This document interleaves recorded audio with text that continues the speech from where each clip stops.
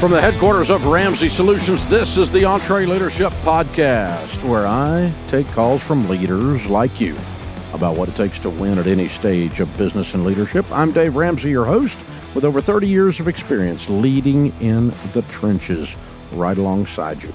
Thanks for calling in. If you want to be a caller on the show, just call us at 844-944-1070 or give us a little hint about your question, and we'll set you up as a caller on the show by going to EntreLeadership.com/ask. If you notice there is a black cloud over the show today, and that everyone's wearing black with a tear in their eye, it's because it is producer Tim Hull's last show that he is producing. Tim has been producing the show for several years, long before I came along and messed it up. He used to produce an actual show with real guests and hosts and all that kind of stuff, and he's bored stiff now with me just taking calls. And all kidding aside, he's done a wonderful job and is making a move to another state with a family situation. And so we're grieving the loss of our producer, and we will persevere and continue to take your questions. But Tim, well done. It's been an honor working with you and walking with you, and thanks for helping me make the transition into doing this show for the first time since this show started many years ago. I'm now the host, taking your calls. Again, 844-944-1070. Tori is in Atlanta to kick off this particular episode. Hi, Tori. How are you? Hi, Dave. Thank you for taking my call. Sure. What's up? I'm a court reporter and a business owner of a court reporting and transcription agency. I have 8 contractors, and I'm the only employee so far. Mm-hmm. I would like to share a brag and a question, please. Okay. My brag is in 2022, I increased my business income by 35%, and I'm on track to do it again and more this year. You're up 35%. Congratulations. How did you do that? Listening to EntreLeadership and delegating and hiring great contractors. Mm-hmm. And I'm on track to do it again and more this year. Wow, very cool. All right. How can I help? Due to the nature of our licensing and certifications, I'm worried I'm going to be stuck as a treadmill operator. How do I get off the treadmill? You're already not a treadmill operator. You've already delegated the large portion of your business to contractors, haven't you? I have. One service, which is the transcription service, is all contractor. And then the court reporter is me. And then I have 3 students in school. For court reporting? Yes. And what happens when they come out of school? Are they employees or contractors? They're going to be contractors. Okay. All right. So your business model is to run an agency for contractors. That is your business. Your business is not court reporting. Okay. Your business is to employ and be an agency, a booking agency for court reporters and for transcribers. And you are to keep them busy. That is your job. And you also happen to be a player coach practitioner. But a treadmill operator is if you stop working, all of the income stops. And in your case, that's not the case because you get income from these other people, don't you? I do, but I've been calling myself a tread finder. Well, you might be. You might have some steps you might have a couple things you need to clean up to completely leveling up. But basically, you've got to have a good management of your time. The big deal is to not be the treadmill operator basically owns their own job. And so, when all of the revenue, it rests on your shoulders, you're 100% treadmill operator. And so the idea is to offload the revenue production, and you don't have to offload 100% of it to move up to Pathfinder, but I think you might be a Pathfinder. Depending on some of the other symptoms and what's going on. So I think you're fine. The difference is that it's a little weird for you, and you kind of stop and think about it, that these are not employees. They're they're all contractors. And so, but if your goal was you were going to open a painting contracting business, and my goal is to have 7 different crews, and I do the marketing, and I keep all those crews busy, but they don't work for me. They're contractors. And I just get a cut for setting up the jobs, which is what you're getting now, I assume, right? Yes. Yeah. And so, you're an agency in that sense, in the truest sense. Like I've got a friend that does that with freelance programmers writing code. Okay. Oh, okay. And so, he's a code guy by practice, but he has about 25 or 30 people that all work contract, and he sets up their contracts and he makes a margin on it. And so he runs an agency. That's his business is he's an agency.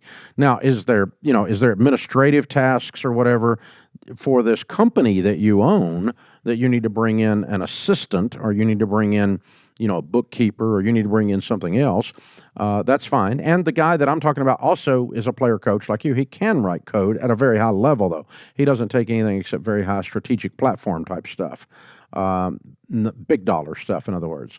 And then he's got a whole bunch of, Dev 1, Dev 2, Dev 3s out there that he just farms out, and they all typically work from home, and he's typically they're freelancers, but he keeps them busy because he has the reputation of only having high quality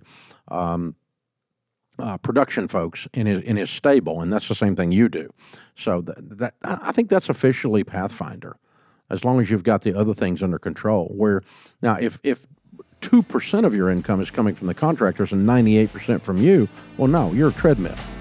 But if you're making enough of a spread on them that you don't have to work much, you just do some to keep your skills sharp and to add to your income, then that would put you at Pathfinder. So, yeah, that's the direction I would go.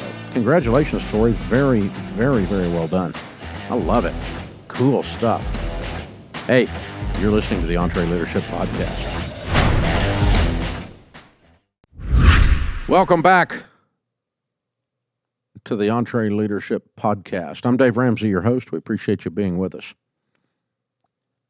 Well, for those of us that run small businesses, we're get-or-done people. We're get up, leave the cave, kill something, and drag it home people. So we have traditionally stood back and made fun of, with good reason, some of the stupid butt stuff that goes on in corporate America, and particularly this movement that says, you have ping pong tables and pool tables and skee ball. I laughingly called it skittle ball one day here on the air, and they've all made fun of me ever since. But just like we have to have a game room inside the company, and we play cornhole inside the company, and we all get free lattes on if you ring a bell or whatever kind of crap. I mean, it's like you're living in some kind of a zoo or something instead of actually a company, and we've all kind of made fun of that. Although I do it all now, and the guys on How Money Works have really taken corporate America to task about this, because if you do all of that stuff and you don't create a corporate culture of performance and excellence, and you don't create a corporate culture of accountability, and you don't for behaviors, and you don't, and you paper over all this half-butt work that's not getting done with a cornhole tournament, then and you call that corporate culture, then you become a laughing stock, and Google has kind of fallen into that. So the guys on How Money Works, the YouTube channel, have say corporate America has become obsessed with company culture, but those Friday afternoon drinks and team building days are papering over a terrible trend, which is making your workplace miserable and stalling your career. Company culture is one of the biggest trends in corporate management, and according to a survey of job seekers and hiring managers conducted by Robert Half, a workforce analytics firm, 91% of managers said that candidates fit with the organizational culture was more important than their skills and experience, which I don't disagree with. Hilariously, a PwC survey on company culture found that 69% of companies believe their culture gave them a competitive edge, presumably over the 31% of companies that realize that an office doesn't need a ping pong table and kombucha on tap to be a nice place to work. Managing corporate culture is expensive. Corporate culture managers are earning an average salary package of $110,000 a year, according to Glassdoor direct salary. Okay, so there's kind of 2 points on these guys' spectrum. One point is that this whole idea of company culture is ridiculous and laughable, and it's failing in corporate America. On the other end of the spectrum is that if we put in a ping pong table and a kombucha, and we call that company culture, then we've taken care of everything. Neither one of these are correct. There's a third point on the diagram. Let's just draw it as a triangle instead of a spectrum, okay? Let's just go outside the lines and go over and drop a third point. The third point is that we get our work done with excellence and diligence. We care deeply about each other, and we can have fun at work. We have a massive Battle of the Bands thing here. But we're not awesome at Ramsey because we have a massive Battle of the Bands thing. We're awesome at Ramsey and we have a Battle of Bands thing. We're awesome at Ramsey and we have incredible food in our cafeteria. We're awesome at Ramsey and we take care of our team members when they're in a lurch, when their house gets flooded or burned or a tornado hits it or someone's mom's got cancer. We take care of people. We love them. And we get our work done. It's not instead of.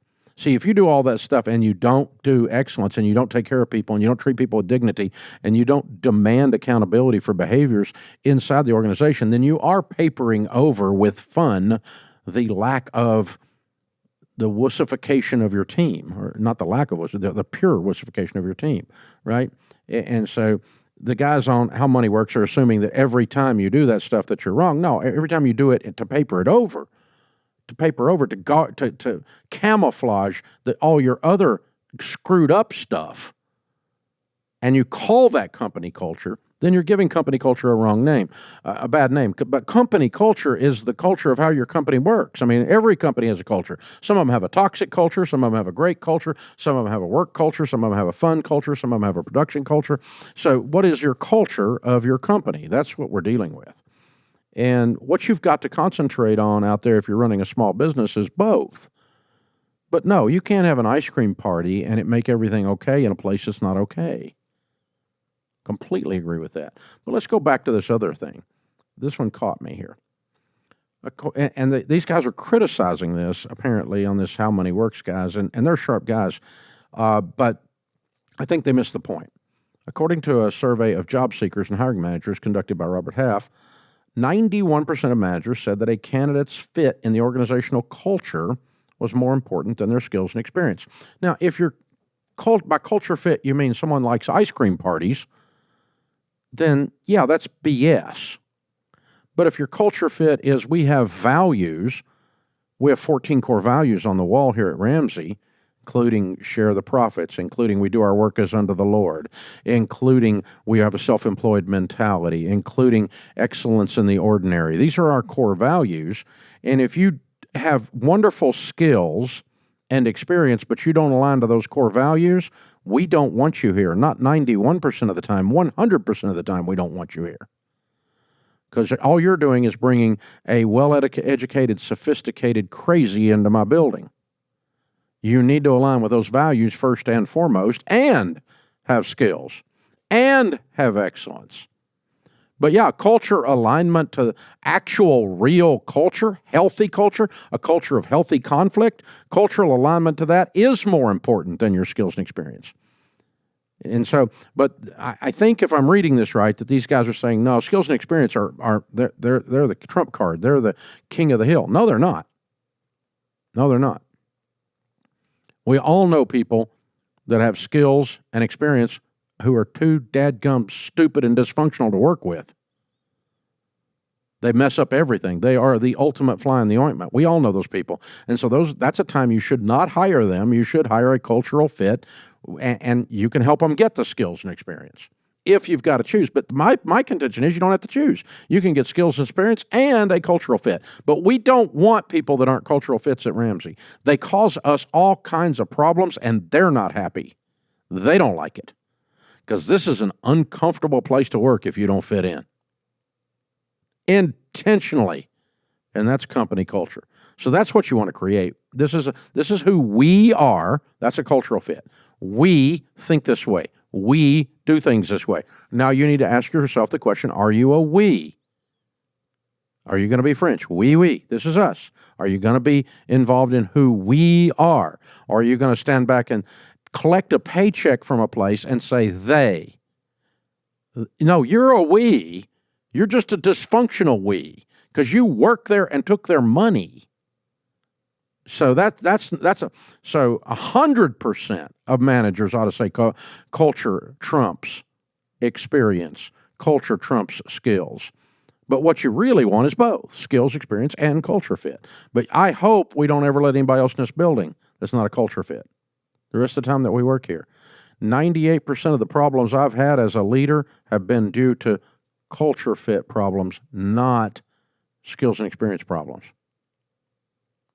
I very seldom have run into somebody that's a fabulous culture fit and just too dadgum dumb to do the job. This very seldom happens. Of course, part of our culture is we're get-em people, so we attract get-em people. Get it. Get it. And, you don't want to work here if you're not going to do that because we're all getting it. So, that's the thing. So, not sure if I got this all exactly in context or not, but that's my take on this whole corporate culture thing. Yes. If what the guys at How Money Works are saying is we're papering over dysfunction and lack of performance and horrible human beings by having an ice cream party and calling that company culture and paying some goober $125,000 a year to run the ice cream party, well, that's dumber than a rock. I agree with you. But to say that you want to hire people that aren't cultural fits, that have skills and experience, no. We'll go on the other side of the fence on that one, boys and girls. So I think there's a third point on the diagram. That's my point. And so you're going to have a company culture. It's by default or by creation. So you ought to get with creating it and decide what it is. Hopefully, you're not papering over dysfunction, malfunction, junction with ice cream parties. This is the EntreLeadership Podcast. So we've been talking about the stages of business, the roadmap that's going to help you grow your business. I hope you've been paying attention because the stages are going to help you accelerate your growth like you wouldn't believe. If you're a business owner and you're trying to level up to the next stage, you're going to need more than just the high-level summary we've been giving you here on the air. You need to attend EntreLeadership Master Series. This conference is 5 days of tactical crash course on how to grow and how to run a business. It is our playbook at Ramsey, opened up and gone through every play. We break down the skills you need to advance through the stages of business: delegation, hiring, strategic planning, everything, time management. Best part, none of it's theory. All of these lessons are taken directly from what we've done to grow Ramsey from the treadmill operator stage all the way to the legacy builder stage over the last 30 years. There's so much to talk about. We've even added an extra day to the conference this year, and it's happening November 5 through 10 at our headquarters in Nashville, Tennessee, in the new Ramsey Event Center. We're very close to selling out. I think there's like 49 tickets left. So if you want to join us, do not wait any longer. Go to EntreLeadership.com/Master Series and get your tickets today. Seth is in College Station, Texas, Aggieland. What's up, Seth? Woo! Hey, Dave, great to talk with you. You too. Well, I run an air conditioning business with my two brothers. My father started it early 90s, and we are really doing well, and trying to figure out how we can move forward and enhance our business and expand, primarily with more real estate for our space here. So wanted some ideas and suggestions on how we do that. Okay, so your dad owns the business? He is a current shareholder in the business. But myself and my two younger brothers also have holdings in the company as well. Who makes the decisions? I do. You have the majority shares? I do not have the majority shares. I am acting president of the company, and okay. All right. How many team members have you got? 6. And you're in the heating and air business? That is correct. And so you do residential or commercial heating and air installation and repair? That's correct. Yeah, it's about a 70 to 30 split, primarily residential. Okay. And what's your gross revs? 1.7. Okay. Million. And why does real estate enter into this discussion? Well, that's a good question. So my father owns the property and the building, and we rent it from him. Oh crap! As a means. Well, it's been a really good deal, both for both parties. And you're saying you're outgrown it though? Well, we haven't outgrown the actual land. We just need to do some major modifications, tear down an ancient thing and rebuild it. Your ancient what? You cut out. Building. Oh, Ancient tear building. down the whole building. Yeah, well, part of it. Yeah, probably about a third of the. Okay, I assume you're making sales at people's houses, not out of your building. That is correct. So why do you need a better building? Well, we are using it to both store and maintain. We're not in College Station proper. We're more out in the boondocks, so we have to hold some materials for jobs. So you're using it as a warehouse? Areas. Yes, sir. That's correct. And why do you need a fancier warehouse? Well, we don't need a fancier warehouse. We just need a warehouse where we're able to utilize a forklift and stage our equipment for our jobs that are coming up. Why can you not do that there? Inventory. What's wrong with this building? It is. It's got 8-foot ceilings, and it's just an old metal building. Okay. Yeah, we just need some more space to store and also build ductwork and do some prefab. Yeah. Okay. Yeah, right. Yeah, prefab, things like that. Yes, sir. Okay. How many square feet is it? The current square footage would be about 6,000. Okay. All right. This is the problem with small businesses owning the real estate that they work in. Okay. Mm-hmm. Because what happens is suddenly the building starts telling the business what to do instead of the business telling the building what to do. If you were a tenant in this building, you would just simply move to a place that was high ceilings and that gave you more square footage and that you could run a tow motor on. And it would be that simple because the old place that you are, or you would tell your landlord, if you want to keep us, you've got to build us a building over here. This one's not working. But the problem is that one of your shareholders in the business happens to be the owner of the real estate. And so suddenly these things are telling each other what to do in a dysfunctional way. So you can never allow the building to tell the business what to do. The business always has to tell the building what to do. And it's very difficult when you're the owner of both to keep that perspective. And so your dad, it probably, if I'm an investor of real estate in your area, it probably doesn't make sense for me to tear my building down and build you a different building on the same property. It probably doesn't make good economic sense to do that if I'm the investor. If I'm just a real estate investor, if I'm your landlord. Sure. I'm probably just going to lose you as a tenant and get a different tenant. But this thing's in the middle of nowhere. Can your dad get another tenant? I suspect he can. And primarily the reason the building needs to be rebuilt, regardless if we need more space or not. I mean, it's probably 100 years old. The concrete's cracked. It's okay. So then let's step back and look at it not from your perspective, but look at it from your dad's perspective. All right. What are you guys paying in rent now? Currently, we're paying $3,000 a month. Okay. And if you found the place that did everything you were, I would assume you could make more money because you could store more and do more prefab work and have the ability to move around, right? So if you were doing that from your perspective as the president of a business and you're going to go rent a different building from a different landlord, but you're going to pay a little more rent because you're going to have a better situation that makes you more money, what is your rent budget at your new building that you're going to move to? I would say it'd easily be 6 to 7. Okay. All right. Let's just okay. Let's double it. 6,000. All right. Yeah. This building is how many square feet? You told me, but I forgot.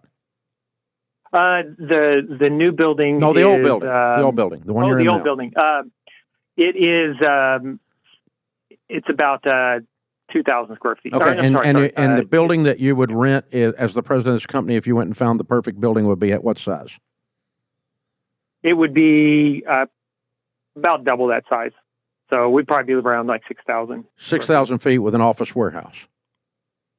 That's correct, yeah. Office on the front, warehouse stuff in the back, high ceilings, good solid concrete loading dock, etc. Yeah, right. Okay, so what can a real estate investor, if I want to come out there and build this building for you, what can I build 6,000 square foot of office warehouse in the boonies outside College Station, Texas for? What's it going to cost me to build that? Oh, I would probably say somewhere between $250 to $350. Okay.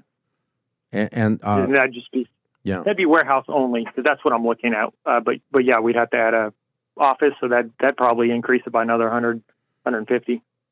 Yeah, I'm guessing I can do it for $350 or $250 to $350. I think you're probably right. All right, so am I going to make a good return at $6,000 a month?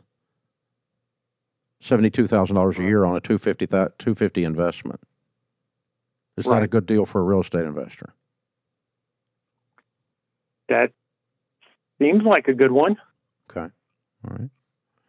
You start running your numbers back. This is how you. So what I'm teaching you by asking this series of questions is separate this deal, because it's all entangled with each other and it's screwing up your decision-making ability.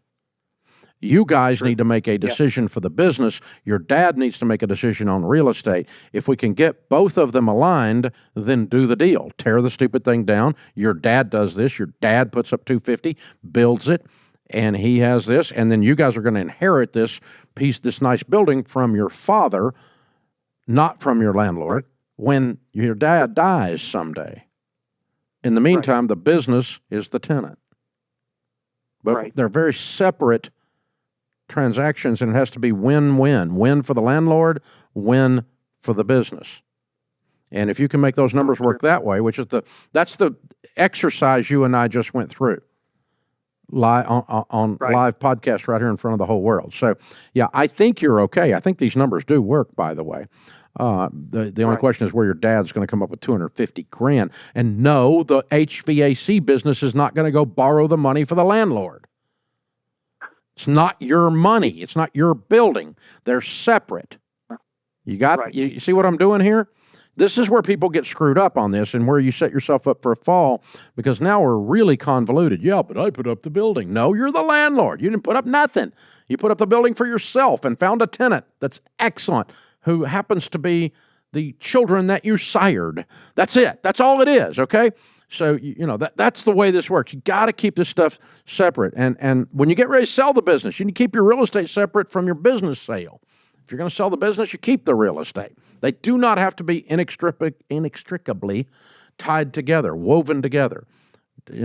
Cut the cord. And so I've run into this in our business at Ramsey. We had a 55,000 square foot building that we completely outgrew. We rented a big bunch of office warehouse from the neighbor right behind, put a bunch of people out there and outgrew that. We went half a mile, 3/4 of a mile away and rented another 60,000 square feet of office space. We were all over a 2-mile radius over there in one particular neighborhood. All we did was walk back and forth to meetings or ride shuttles. God help us. It was a horrible time. And all of that was because the business outgrew the building. And when I finally realized the problem I had created was I almost just went and rented a big office tower and moved us all in it. And then I thought, no, I think we can take 3 years and just build us a big office tower. Okay, let's do that. So I'm going to be a great landlord. I'm going to go over here and build what Ramsey needs, and then Ramsey's going to move into it. The Ramsey Solutions, that is. So but the deals are very, very separate. I've got 500,000 square feet here now under roof, in excess of 500,000 square feet under roof. And it's all paid for, and I'm the landlord, and then Ramsey Solutions is the exclusive only tenant. And the deal works mathematically for both parties beautifully, but they're very, very separate. If Ramsey Solution ever turns upside down and goes away, the Ramsey family has some awesome real estate. So you got to keep the win-win, separate deals and win-win, separate deals and win-win, and then you'll be right on track. Great question, Seth. Sounds like you guys got a great and booming business. I'm proud of you. Thank you for being in the audience of the EntreLeadership Podcast. Thanks for listening to the EntreLeadership Podcast. If you like this, help us spread the word. Follow, share, 5-star reviews. This is all helpful. It changes the algorithm, and people actually are able to discover this show, whether you're a podcast or YouTube or wherever you are. Thank you for letting people know about this. Our marketing budget consists of your mouth. Yep, you got to spread the word for us. So thank you for doing that. And you can submit your questions here anytime, be part of the show. Just leave a voicemail at 844-944-1070 or put your questions online at EntreLeadership.com/ask. Danielle is over in North Carolina. Hi, Danielle. How are you? Hey, Dave. I'm doing good. Thank you for taking my call. Sure. What's up? Sure. So, down here in North Carolina, I have a small gourmet peanut processing company that I started back in 2009. I came from an agricultural background and kind of ventured off and started this peanut processing company. And through the years since 2009, have had ups and downs, both personal and business. Had some things personally going on that unfortunately affected the business too. And I've just, over the last probably 4 years or so, it's just been really more of a tornado whirlwind type thing. And I've made a lot of bad financial decisions. To quote you, when you talk about dumb butt stuff, you know, my picture's probably in the dictionary beside that word because that's what I've done. And I'm just trying, I have, trust me. So I'm just trying to get on the right track and stay there. And it's kind of like Is all the personal crap stabilized? Somewhat. I What had was it? 3 deaths. Well, so in 2014, I went through a divorce, which was very difficult. And then, and right after the divorce, like 3 or 4 months later, my mom had a major heart attack and had to move in with me. Then in 2016, my oldest sister was diagnosed with cancer, and she moved in with me, and I took care of her until she passed away. During this time, I had to relocate the business because of having gone through the divorce. And so I purchased a warehouse here in our little town and was doing renovations in it to get it up where we had to build in rooms and get everything FDA certified and everything. So I was doing that, taking care of my sister who was passing away, taking care of my mom. My sister passed away in 2017. Then my mom passed away in 2018.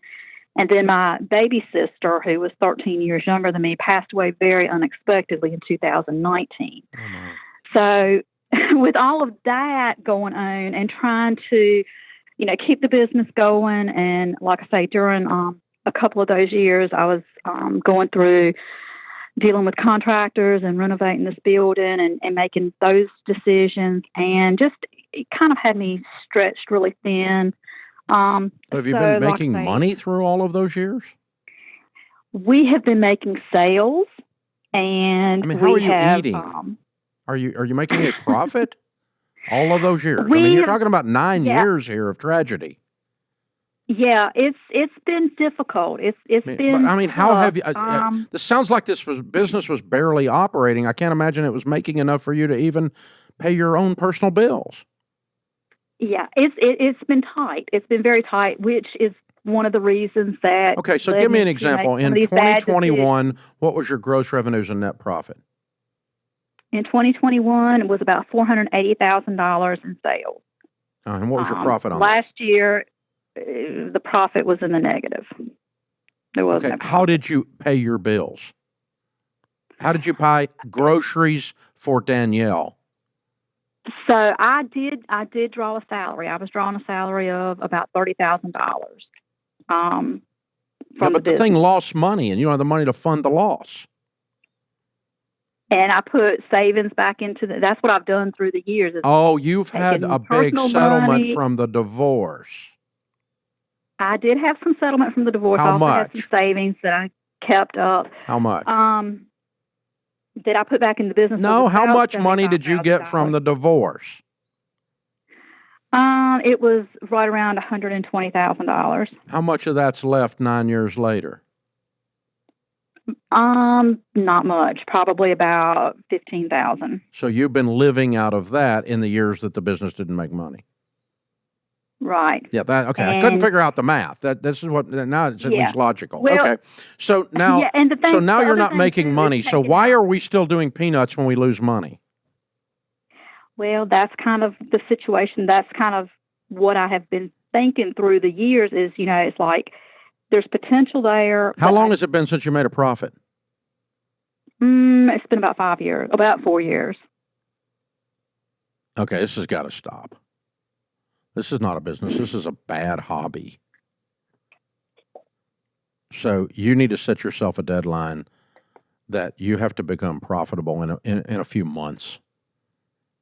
Why are you not you don't have these things priced high enough to make a dadgum profit, and yet you called them gourmet peanuts. Right.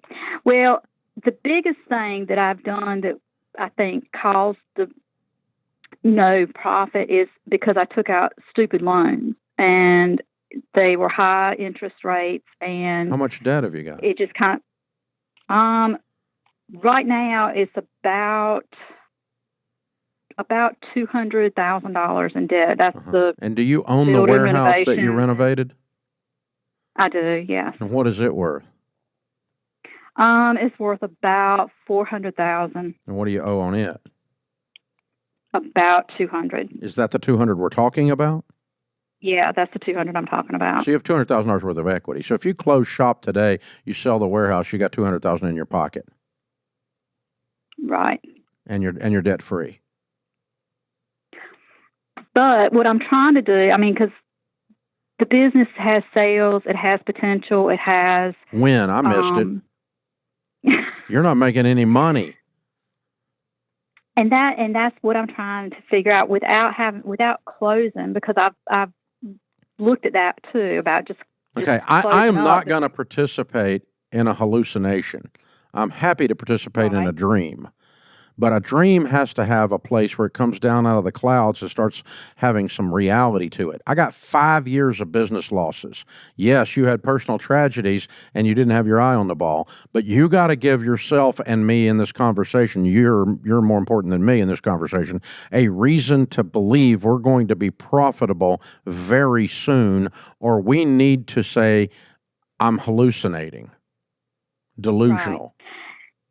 And I guess that's the reason I want to make the call, was because those have been the thoughts in my mind, but I want to, that's what I'm trying to figure out, is, drawing that there has to be give me a strategic and tactical change in the next 12 months that's going to cause you to make $50,000 profit.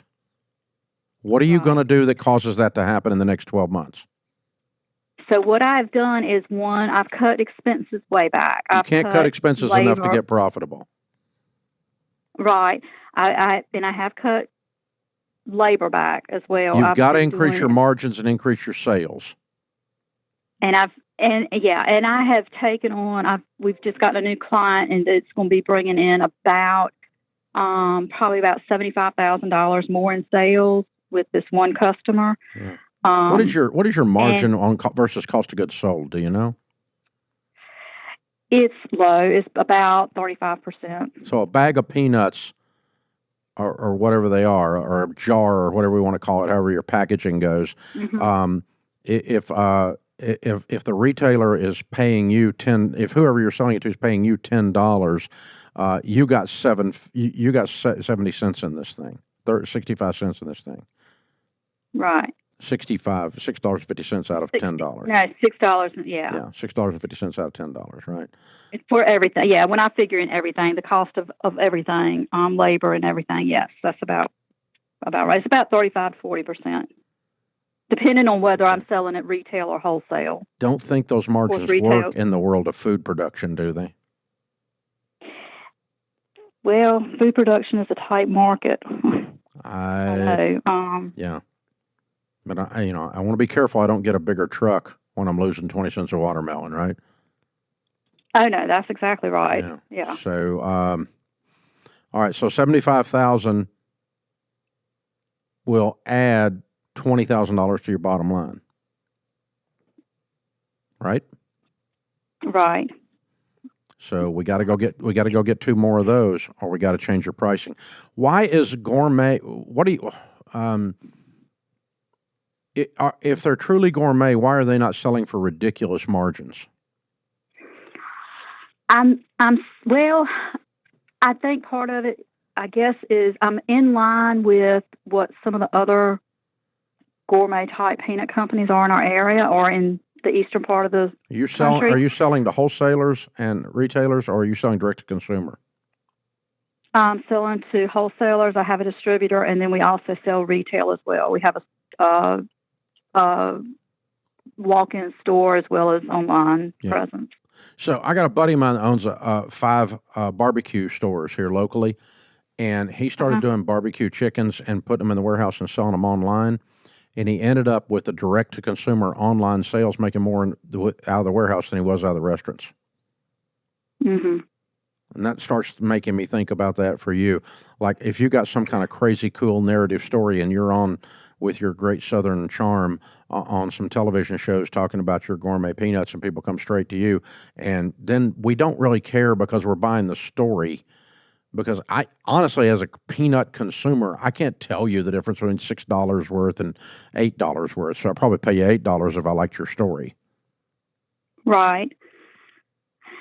And I think that what I was looking for was from you, and from the call was just, what you're giving me, basic honesty, because I kind of figured that's where you were going to go. But with me I do see potential, and I do see that I have been making some changes, especially this year. Okay, you have to have a valid, reality-based reason for hope of profit soon, or you got to look at yourself in the mirror and go, "My dreamer button's gone too far," and I'm going to have to call it. But you got to have it from a business perspective. Henry Cloud talks about necessary endings. I have to have a logical reason for believing things are going to get better. And if I don't, other than I'm just being, I'm just in denial, that's not a reason, okay? If I just keep persevering. No, if you keep persevering, you don't keep getting what you've been getting. So you have to change something to get a different result. And no pun intended, but we got to change the recipe, So and means you've got to change your business mix, your brand mix, your pricing. By mix, I mean wholesale. Maybe you need to pick up some retail with some great online marketing and become the place to get wholesale, get online gourmet peanuts in the entire world. You got to get them from Danielle in North Carolina. I mean, everybody knows that, and you got to go there. And that website just goes boom, boom, boom, boom, and you do a YouTube channel or you do whatever and get some business moving there. And you stop being ashamed of your pricing and quit trying to compete with price, because competing with price and dumbing down your price is running you out of business. You've got to get your margins up, and you got to get your volume up, and you got to get your brand mix, your business model mix changed. And if you do those things, maybe there is a reality-based reason for our hope, yours and mine, for the future. But if we're going to keep doing what we've been doing and say, oh, we've had some tragedy, you had tragedy, so you have a reason to be here. What you've been through is horrible and sad, and I feel horrible for you. You've been through the decade of hell for sure. And you don't want another decade of hell. So face this music and go, I know how I got here. I got here with all this crap that happened and all this death and these problems and these people I had to take care of and divorces and all this stuff. But now I'm here. So for the next decade, I've got to say, this is my reality, and I'm going to take these steps to get this thing moving, or I'm going to go do something else in my life because this is no longer fun. Because I got to tell you, making $30,000 a year working your butt off while you're sitting on a $200,000 asset is not fun. That's not my definition of fun. I want to make some money. I want to make some peanuts in the peanut business. Hello. Let's get this thing moving. All right, I want a jar of them. Send them to me. I'm crunching on them right now. However, they're packaged jar bag. We never did establish that, did we? All right, so love it, love it, love it. I always wondered what a gourmet peanut tasted like. Now I'm going to find out. I'm getting some from Danielle. Hey, Danielle, thanks for calling. Hey, remember, better a weary warrior than a quivering critic. Leaders serve. Leaders are active, not passive. Leaders act on principle, not appearances. This world needs more high-quality leaders, so choose to lead. I'm Dave Ramsey, your host. Thanks for listening to the EntreLeadership Podcast.